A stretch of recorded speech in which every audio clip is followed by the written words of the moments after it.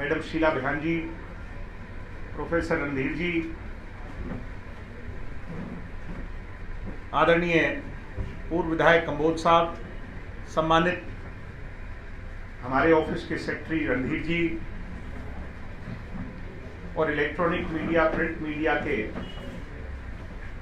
सभी बंधुओं, पूर्व विधायक आदरणीय चौधरी राम जी, माफी चाहूंगा मैंने आपको देखा नहीं, चले गया।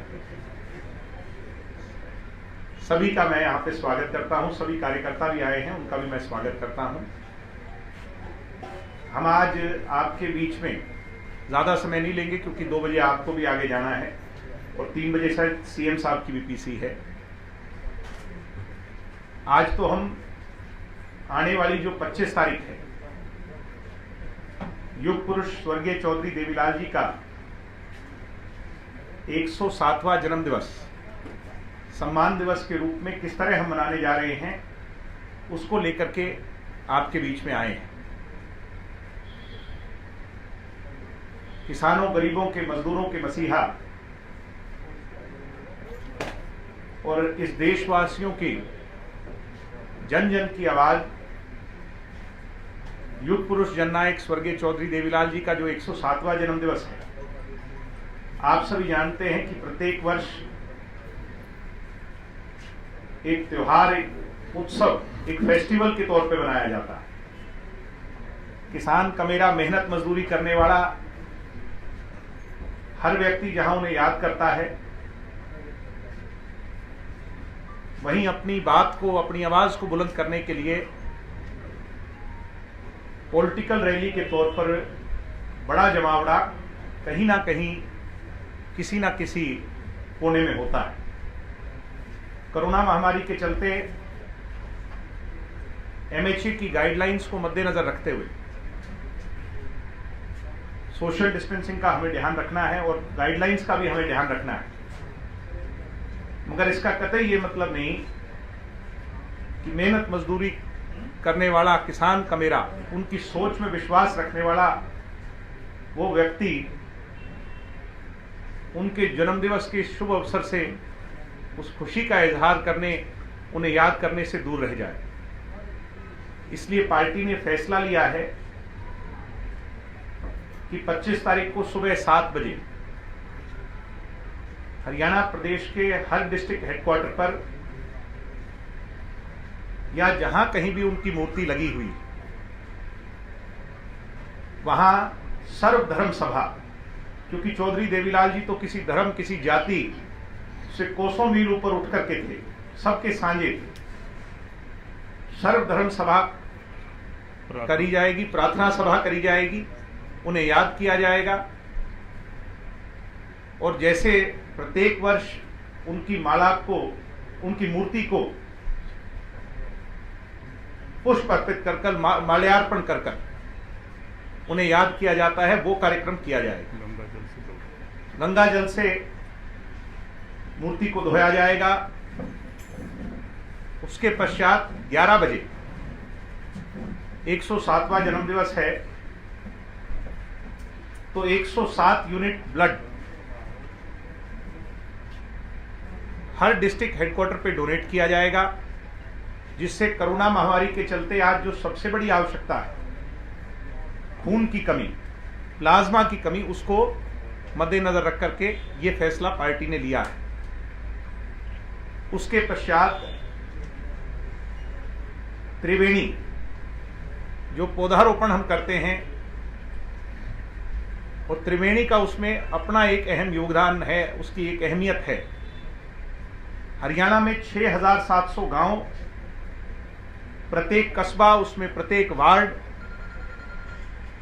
हर गांव में, हर वार्ड में, हर शहर में, हर इलाके में सामूहिक जो जगह है, यानी कॉमन जो जगह है, सामाजिक जो जगह है, उसमें चौधरी देवीलाल जी की याद में त्रिवेणी लगा करके और उसके पश्चात एक नुक्कड़ सभा, जो क्योंकि लिमिट है एमएचए की गाइडलाइंस की, उसको ध्यान में रख करके उस नुक्कड़ सभा को आयोजित किया जाएगा और चौधरी देवीलाल जी की यादों को ताजा किया जाएगा। आज के युग में जो उनके अधूरे सपने हैं उनको पूरा कैसे किया जाए। किसान, गरीब, मजदूर, दलित, पिछड़ा हो, कमेरा हो, उसकी सोच को आगे कैसे बढ़ाया जाए, उस पर चर्चा होगी और चौधरी देवीलाल जी को नमन किया जाएगा। ये 3 कार्यक्रम पार्टी ने 25 सितंबर को लेकर के आयोजित करने का फैसला लिया है। मैं उम्मीद करता हूं, क्योंकि हम इस वर्ष बड़ी रैली, बड़ा आयोजन करके नहीं, मगर फिर भी लाखों करोड़ों लोग जो उनकी याद में अपनी भावनाओं को आगे लाना चाहते हैं, वो इन तीनों चारों कार्यक्रम के माध्यम से इनमें शामिल होकर युग पुरुष, महानायक, जननायक चौधरी देवीलाल जी को याद करेंगे। यही अनाउंस करने हम आज आपके बीच में यहाँ पे आए थे। इसके अलहदा अगर आपके कोई प्रश्न हैं, कोई क्वेश्चंस हैं, तो उनका हम सब जरूर जवाब देंगे। आप आए और मुझे उम्मीद है कि मैंने कम समय में सारी बातें आपके सामने रखी, आपका भी ज़्यादा समय व्यर्थ नहीं हुआ। आप सभी का बहुत धन्यवाद।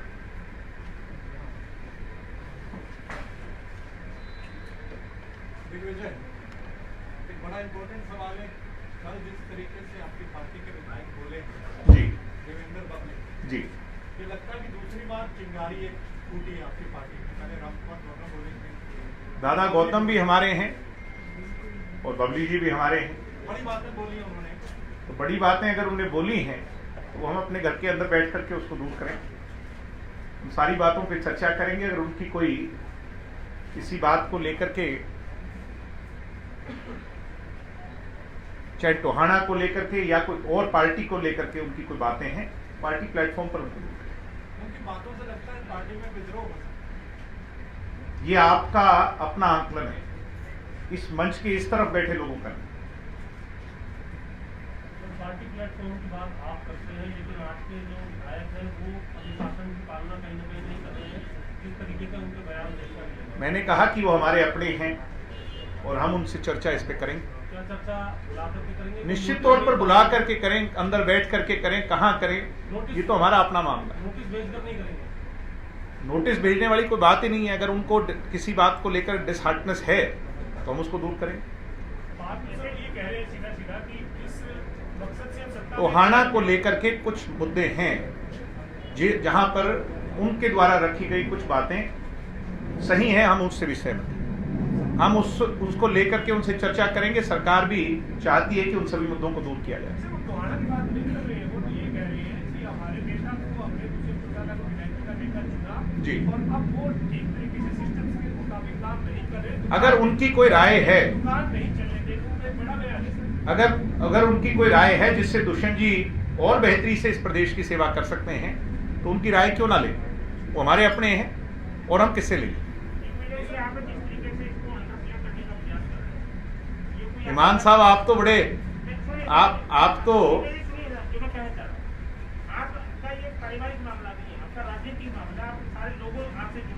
राजनीतिक पार्टी भी हमारा परिवार है। हरियाणा का प्रत्येक व्यक्ति, आप भी हमारे परिवार हैं। हरियाणा के लोग जेजेपी के बारे में जो सोचते हैं जी, विजन करते हैं कि देवेंद्र बबली और रामकुमार गौतम के बयान जेजेपी के हक में नहीं है। जेजेपी को वो कह रहे हैं कि बहुत नीचे, मिट्टी की ढेर की तरह नीचे खिसक भाई, गया। मैं आपसे इतना ही कहूंगा, फिर से कहूंगा कि ये हमारी पॉलिटिकल पार्टी का मामला है। ये मीडिया के डोमेन में वो ऐसा बयान क्या पार्टी को कोई नुकसान नहीं पहुंचाएगा जो दे रहे हैं? तो मुझे तो बोलने दो, आप कहते हैं पार्टी डोमेन में मैं आपकी बात समझ गया। मेरी बारी, पार्टी डोमेन में होता तो हमें पता नहीं होना चाहिए था। मैंने कहा कि अब मेरी बारी है, मुझे इसका जवाब देने दें। अगर उनके कोई ग्रजेस हैं उसको लेकर के हम उनसे चर्चा करेंगे। वो दुष्यंत जी को कोई राय देना चाहते हैं तो वो हम बैठ करके करेंगे। देवेंद्र बबली ने ये कहा है कि वो कई बार डिप्टी सीएम को बता चुके हैं, आपकी बात सीएम को भी बता चुके हैं। मैंने कहा हम गठबंधन सरकार में जिन भी बातों को लेकर के आज उनके मन में कोई शंका पैदा हुई है, उसको लेकर के हम उनसे चर्चा करें। बड़ी बात बोलते हैं कि हम अपना नेता नया चुने। ऐसा है जी, नेता चुनते हैं विधायक, और वो दुष्यंत जी को चुनने वालों में से अगर दुष्यंत जी के प्रति उनके मन में कोई भाव है, कोई भावना है, तो उनको पार्टी प्लेटफॉर्म पर वो रखेंगे, हम उनसे चर्चा करेंगे। तो आप ये नहीं मानते कि अगर क्योंकि आपकी सारी जवाब दें, क्योंकि आप बहुत क्लियर करके बोलते हैं और बहुत अच्छा बोलते हैं, लेकिन जो आप कहलवाना चाह रहे हो मैं वो नहीं कहना चाह रहा। हम नहीं कहना चाह रहे। आपके जो जो हमारे मन में सवाल है, आप मेरे मन वाली तो बहुत अच्छी तरह जानते हो। लेकिन जो आप आज अगर बोल रहे हैं ना, ये साबित करता है कि देवेंद्र पब्लिक या जितनी बातों में लेके आप उसको स्वीकार नहीं करते। मैं उनकी मैं तो ये कहता हूं, हमारी पार्टी के विधायकों की हर बात को हम स्वीकार करते हैं। अगर कोई इफ दैट बट है तो हम उस पर चर्चा करें। आपने कहा ना कि तुम्हारे के कुछ मुद्दे प्रेस कॉन्फ्रेंस 25 सितंबर को लेकर के देवेंद्र बबली जी और जजपा से बहुत बड़ी ताकत चौधरी देवीलाल जी के जन्मदिवस को लेकर के हो रही है। मैं फिर से आपसे रिक्वेस्ट कर रहा हूं, देवेंद्र बबली जी वाली बात पर मैं और आप बड़ी क्लैरिटी से उसको डिस्कस कर चुके हैं। 25 सितंबर का है, तो देवीलाल किसानों के नेता थे, 10 सितंबर को आपकी सरकार ने किसानों पर लाठियां बरसाई। अब किसानों और कमेरों को किसानों कमेरों में लाठियां बरसी सर 10 सितंबर को। मैं सबसे पहले दिग्विजय चौटाला ने कहा था हरियाणा में कि ये गलत हुआ। क्या लाठी दुष्यंत ने चलवाई क्या? मैं आपसे नहीं आप ये अभी तक नहीं, मेरी बात सुनो। हमने बिल्कुल स्पष्टता से कहा कि उसकी जांच होगी, जिसने भी गलत आदेश दिए हैं उसकी जांच होगी। ऐसा है कि लाठियां चली, वो आपके कैमरे दिखा रहे हैं और हम देख रहे हैं। अब मुझे नहीं पता कि वो शायद वीडियो आप उन तक पहुंचाएं या तो जी हम आपकी बात को सहज स्वीकार करते हैं कि किसानों में लाठियां चली और आपने इसकी निंदा की, तो लाठियां चली ही नहीं। ये आप कह रहे हैं कि वो कह रहे हैं? नहीं, मैं वो बात कह रहा हूं जो आपके कैमरों से मैंने देखी। अगर सभी कैमरे वालों ने गलत दिखाई है तो मुझे नहीं। आप किसी किसान से मेरी किसी लाठी लगी? ऑर्डिनेंस का आपकी पार्टी समर्थन करती है या किसान विरोध? हम एमएसपी वाली बात पर अड़िग हैं और एमएसपी किसान को मिलना चाहिए जारी रहे। मगर मुझे एक बात समझाएं, ये ऑर्डिनेंस सेंटर का है, इससे स्टेट का सब्जेक्ट नहीं है, ना इस पर स्टेट पर वोटिंग होनी।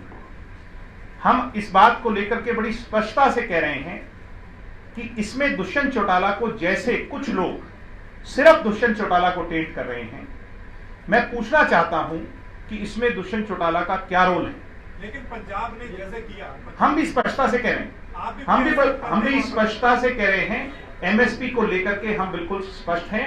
एमएसपी किसान को मिलेगी ही मिलेगी, उसमें चाहे हमें कुछ भी क्यों ना करना पड़े, एमएसपी को लेकर के कोई कॉम्प्रोमाइज नहीं। अगर वो नहीं लेकी जाती, मैंने कहा एमएसपी, मेरी बात सुने, एग्रीकल्चर मिनिस्टर, देश के यूनियन एग्रीकल्चर मिनिस्टर स्पष्ट कर चुके हैं। आपको कंफ्यूजन किस बात की? मौखिक तौर पे सभी बोल रहे हैं। भाई देश के प्रधानमंत्री की भाषा देश के कृषि मंत्री बोल रहे हैं, हमें उन पर विश्वास करना चाहिए। इससे आप लागू करने वाले लोगों पर तो विश्वास करें कम से कम। सर जो बात नहीं लिखी जाती, इफ नहीं लिखी जाती तो हाँ परवाना जी कहना चाहिए। हाँ जी, परवाना जी करो बात। धान की परचेज जब होगी 25 तारीख से, तो आपको पता चल जाएगा कि दुष्यंत जी की नीयत क्या है। आप आज जो बात कर रहे हैं, कुछ दिन पहले सुखबीर सिंह बादल यही बात कर रहे थे, लेकिन उन्होंने लोकसभा में, अरे हमारा लोकसभा में कोई मेंबर तो नहीं, तो आपको पता चल जाता। उन्होंने वोटिंग खिलाफ किया। अगली बार लोकसभा में हमारा मेंबर जब होगा, चुन करके जाएगा, तो किसानों के मुद्दे पर हमारा क्या रोल रहेगा वो आप देखेंगे। आपका स्पष्ट स्टैंड क्या है, ऑर्डिनेंस के साथ है या किसानों के हम साथ? बिल्कुल स्पष्टता से कह रहे हैं कि हम एमएसपी वाले मुद्दे पर किसानों के साथ हैं, एमएसपी होनी चाहिए। और बताओ तोमर के बयान के बाद जननायक जनता पार्टी क्लियर है भाई, हम उन पर, हम देश के प्रधानमंत्री पर विश्वास करते हैं। कोई इशू खत्म हो गया? हम देश के प्रधानमंत्री पर विश्वास करते हैं, आपको भी करना चाहिए, किसानों को भी करना चाहिए। तो जेजेपी के अनुसार ये मामला खत्म हो गया ना? मैं कह रहा हूं कि हम सबको विश्वास देश के प्रधानमंत्री पर करना चाहिए। हम तो जेजेपी के नेता से पूछ रहे हैं। आप जेजेपी के नेता से पूछ रहे हैं, तो जेजेपी भी इसी भीड़ का और हरियाणा की जनता की भावना का हिस्सा है। इशू खत्म हो गया? नहीं, इशू खत्म नहीं है। तो वही तो सरकार इस बात पर स्पष्ट कर चुकी है, जब एमएसपी पर दिया जाएगा तो हमें मान लेना चाहिए कि सरकार ने अपने कमिटमेंट को फुलफिल किया। हाँ सर एक मिनट प्लीज, सबसे सीनियर से।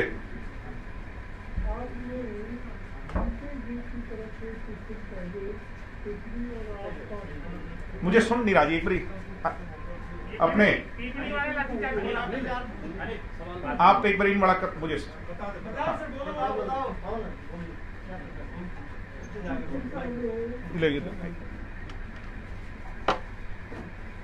कुछ दिन पहले पिपली के आसपास बीकेयू की तरफ से सेंट्रल गवर्नमेंट के अगेंस्ट रैली की गई, डेमोस्ट्रेशन किए गए, प्रोटेस्ट किए गए, जी सर। पुलिस ने लाठियां बरसाई हुई पाई। जी। अखबारों में छपा है कि दिग्विजय सिंह ने उसको निंदा की उसकी। उसको कंडेम किया है। जी। मेरा क्वेश्चन दिग्विजय जी आपसे ये है, जी। क्या आपने चीफ मिनिस्टर साहब से इस बारे में कोई प्रोटेस्ट किया है, जी। कोई माफी मांगी है जी। कि किसानों को जो लाठियां बरसाई गई है?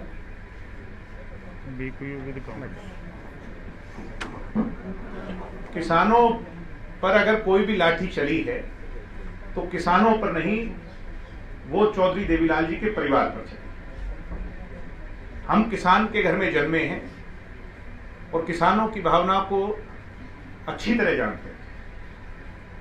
किसानों पर कोई पीड़ा हुई और अगर किसी को यह लगता है कि वो दुष्यंत की बदौलत हुई, जिसमें दुष्यंत का फिर भी कोई रोल नहीं है, और आप भी इस बात को सभी मान रहे हैं जितने लोग यहां बैठे हैं, मैं फिर भी ये कहता हूं, अगर किसी को ये लगता है कि किसी को लाठी लगी, चाहे वो उसमें किसी भी भावना से शामिल था, चाहे वो असली किसान था या वो कांग्रेस का प्रोजेक्टेड था, मैं फिर ये कहूंगा, किसी किसान को लाठी लगी तो वो हमें लाठी लगी, हम उसके लिए खुल करके उनको अपने गले लगाते हैं और उनसे माफी मांगते हैं अगर किसी को भी लाठी लगी। जैसे बीजेपी कहती है कि वो कांग्रेस का, मैंने कहा किसी भी किसान को अगर लाठी लगी तो वो हमें लाठी लगी, और किसी को ये लगता है कि वो उसमें कहीं कोई भावना हमारी गलत है, हमारी तो गलत नहीं है, मगर फिर भी किसी को पीड़ा हुई तो हम माफी मांगते हैं। मैंने कहा आपको स्पष्टता से, किसी भी किसान को पीड़ा हुई तो हमें पीड़ा। और बताएं। अध्यादेश है, इसमें ये कहा गया है कि मंडी से बाहर किसान अपनी फसल बेच सकता है। एक ये चीज अमेंडमेंट जो है वो हो रही है। अगर मंडी से बाहर किसान बेचता है तो 2% सर मार्केटिंग फीस का जाता था और 2% जाता था HRDF का। जी। उसके अंदर इसका कोई भी प्रोविजन नहीं है, कोई भी चीज इसके लिए नहीं लिखी गई है। जी। अगर मार्केटिंग फीस नहीं जाएगी तो क्या मार्केटिंग बोर्ड का जो रेवेन्यू है? अरे आप किसान का भला सोचो ना, मार्केटिंग बोर्ड का भला तो और तरीके से हो जाए। मैंने कहा चाहे HRDF को और कहीं से 2% मिल जाए, और आपसे मैं ये फिर प्रार्थना कर रहा हूं, सिर्फ किसान का भला सोचें। आज भावना किसान पर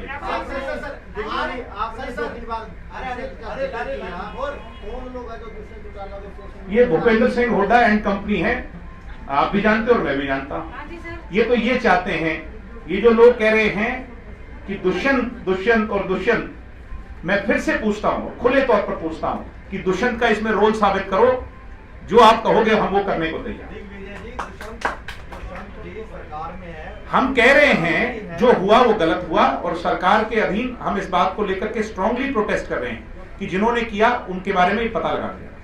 जी, आपकी बात, आप जैसे पार्टी है, आप सरकार में है जी, और सरकार है अमेठी जी। उन्होंने कहा मैं सरकार हूँ, मैं बोल रहा हूँ कि लाठीचार्ज नहीं तो हुआ।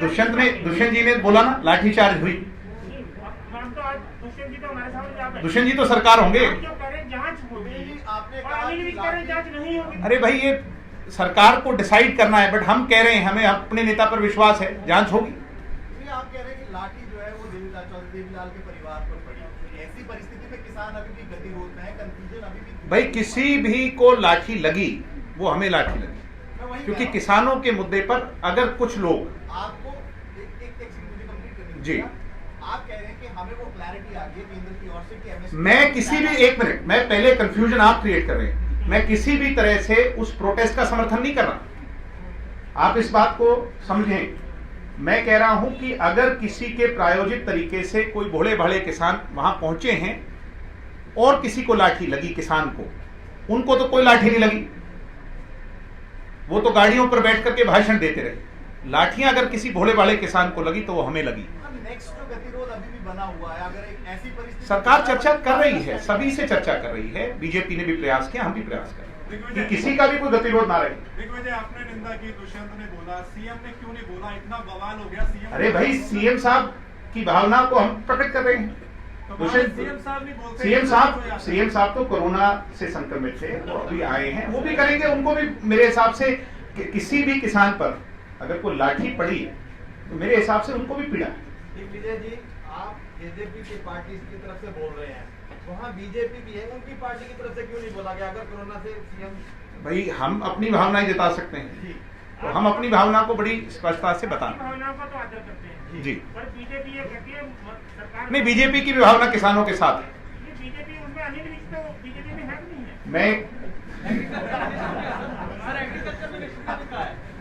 मैं धीमान साहब जब छोटा सा था आपसे ही सीखा हूँ, आप वाली बात में आऊंगा नहीं, चिंता ना करें। दिग्विजय जी, जब आप सरकार ने आने से पहले आपने वादा किया था जी कि किसानों का मुद्दा है, किसानों को जो ट्यूबवेल कनेक्शन है वो मुफ्त दिए जाएंगे, जी, लेकिन वो ऐसा हुआ नहीं। क्योंकि हमारी और बीजेपी की जो कंबाइंड कमेटी है, उसने जब हम अलायंस में आए तो ये नहीं है कि सारे मुद्दों पर सहमति बनी, कुछ मुद्दों पर सहमति बनी थी, उन पर हम काम कर रहे हैं। और ये जो मुद्दे हैं इनको हमने सेकंड फेज के लिए छोड़ा है। जब वो मुद्दे पूरे हो जाएंगे तो हम इन मुद्दों पर काम करेंगे। हाँ जी,